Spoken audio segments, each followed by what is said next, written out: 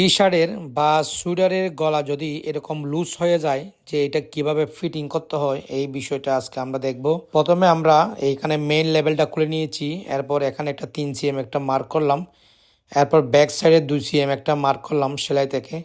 এরপরে এখন আমরা পুরা সিজার করে এটা এখন কেটে নিয়েছি। কেটে নেওয়ার পর বাড়তি অংশটা ফেলে দিয়ে শুধু রিপটা আমরা এখন সেলাই করে দিলাম যাতে খুলে না যায়।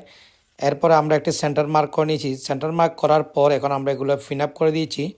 ফিন আপ করে দেওয়ার পর আমরা মেশিনের সাহায্যে, ওভারলক মেশিনের সাহায্যে জয়েন করলাম। নেক জয়েন করার পর দেখুন কত সুন্দরভাবে ফিটিং হয়ে গিয়েছে। আমরা একটু আয়রন করে দিলাম। আয়রন করার পর এখন আমরা টপ স্টিচ করছি। প্রিয় দর্শক দেখুন প্লাট লক মেশিনে আমাদের টপ স্টিচ করা শেষ। দেখুন আমরা কত সুন্দরভাবে এই নেকের লুজটা আমরা ঠিক করে ফেলেছি। আপনারাও চাইলে অবশ্যই এই টেকনিকটা ব্যবহার করে ঠিক করতে পারবেন। দেখুন আমরা কত সুন্দরভাবে এই কাজটা করেছি এবং কত সুন্দর ফিটিং হয়েছে।